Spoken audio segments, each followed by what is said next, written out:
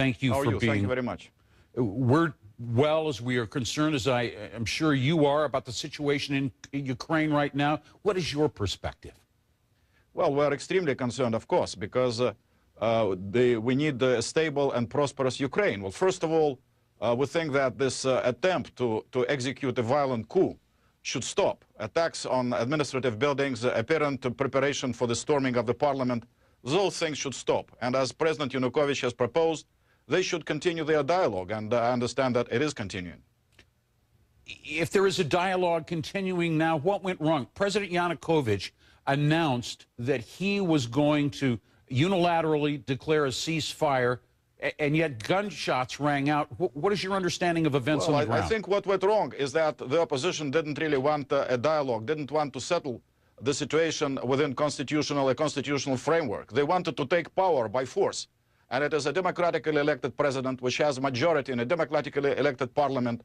And in fact, a new presidential election is supposed to take place in 2015, 1 year from now. So instead of going through the political process, the opposition, the so-called democratic opposition leaders, decided to try to go to power, to take power on the shoulders of radical thugs who have been terrorizing the downtown Kyiv for the past 3 months. That needs to stop. And then a normal political process can continue. And of course, we hope that the Ukrainians among themselves will reach agreement which will make it possible to end this crisis. Do you think that these protesters are terrorists? No, they are clearly radicals. They are fascist-inspired. Some of them are clearly, from the slogans we see in the streets and from we know about those organizations, they are fascist-inspired radicals. Of course, there is a large segment of opposition feeling and protest among Ukrainian population, but unfortunately it has been taken over in the past months by those radical thugs who have been throwing Molotov cocktails and rocks at police and taking over administrative buildings and creating an impossible situation for the citizens of Kiev to live in and destabilizing Ukraine. You know, one thing you need to understand, if those so-called democratic opposition leaders were to succeed in coming to power on the shoulders of those radical thugs, that will not produce democracy in Ukraine. It would produce deeply chaotic and split Ukraine, and in fact, those radical sentiments would infect Europe as well, which also has this phenomenon of radicalism in its political life. So we are facing a very dangerous situation. I hope the Europeans and the Americans, the officials who are dealing with this situation, understand what they're doing. I'm afraid they don't, because I don't think their actions reflect an understanding of the destabilizing impact of their policy of encouraging the violent opposition to go for a grab of power in Kiev. What would be your, look, I think, Mr. Ambassador, when we look at this, the Europeans have little input with Mr. Yanukovych and his government. You, as the Russian ambassador, have very little power that you could use to discourage or to advise the people who are out in the streets. But what can you say to the government? What do you say to the government now about pulling back? We are not giving any recommendation about pulling back. I was really amused to read 2 days ago Vice President Biden talking to President Yanukovych, and according to the press release, recommending to him to pull government forces back.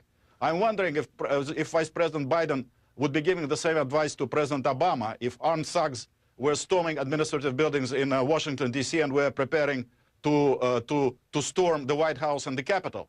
Well, one must realize what is going on there. We are not giving any specific recommendations to anybody, except in Ukraine, except that they should stay within the constitutional framework. And the Europeans, in fact, they are there. Even now, President Yanukovych is meeting with some European foreign ministers. They should stop putting pressure only on the government, and they should criticize and, say that they disapprove and they don't accept the undemocratic attempt to carry out a violent coup in a European country, which they want to follow democratic European principles. What kind of European values are those?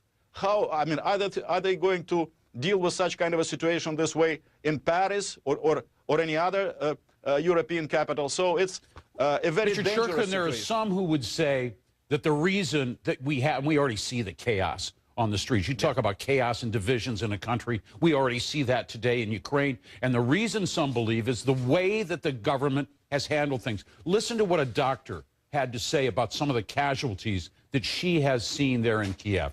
It'll only take a moment. Right now, we have 13 people killed to death.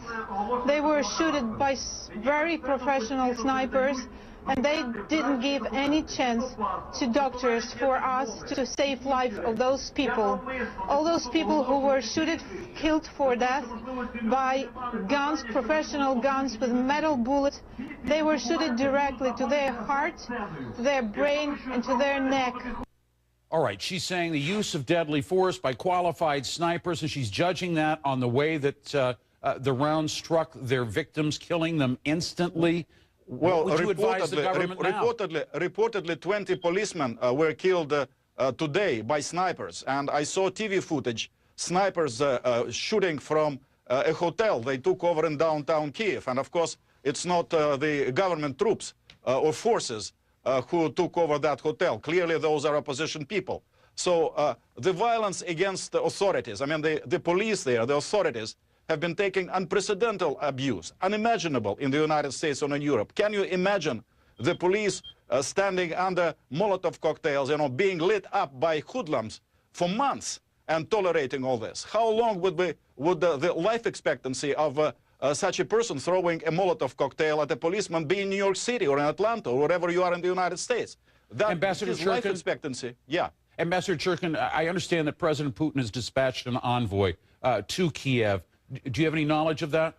No, I'm not aware of that. I mean, I would, that there may be misinterpretation. Our deputy foreign minister was in Kiev on regular consultations with his Ukrainian colleagues. He is now back in Moscow, but I haven't heard about any special envoy. Our standard line, which we have been maintaining, that the only thing we need is Ukraine to be stable and for it to go through a political process, which President Yanukovych has always, I mean, he has offered the post of prime minister to one of the opposition politicians, and he rejected that. Why didn't he do that? If he wanted to conclude this association agreement with the European Union, he could do that and also take the responsibility for the consequences, because the consequences could have been quite dramatic in terms of economic impact on Ukraine. He didn't want to do that. He wanted to go all the way to take political power and democratically on the shoulders of those radical thugs. And this is not a democratic mode of behavior, and it's high time the United States and the European Union act on principle, but not out of some geopolitical ambitions they may be having, with detrimental effect to Ukraine and to the stability of Eastern Europe. Some Ukrainian athletes have now left the Olympic Village in Sochi to return home. Do you think that the games, the Olympic Games, and what it means to Russia are being leveraged by the opposition on the streets of Kiev? No, I don't see any connection at all. The games are a great success, and athletes are leaving now Sochi because the games are coming to an end. But overall, I think it has been a very successful celebration of sport, and I hope it will continue this way through the weekend. Ambassador Churkin, I want to thank you very much for joining us and discussing this very important issue. We share your concerns with it all. We'll continue to monitor it. Thank you. Thank you very much. Thank you. In other developments, the French president is now threatening sanctions against the government of Ukraine. He's calling the protest violence unacceptable. U.S. President Barack Obama said the conflict is not a return to the Cold War state of mind, but about the will of the Ukrainian people. You heard Ambassador Churkin there a moment ago saying you can't play geopolitical games here. Well, both of those Western leaders made these comments before the violence, the terrible outbreak of violence this morning. Our approach as the United States is not to see these as some Cold War chessboard in which we're in competition with Russia. Our goal is to make sure that the people of Ukraine are able to make decisions for themselves about their future. Those who committed violent deeds and those who are getting ready to commit more must know that they will be sanctioned. And tomorrow, there will be a meeting of foreign affairs ministers of Europe, and this question of sanctions, of their degree, of their targeting, this question will be asked.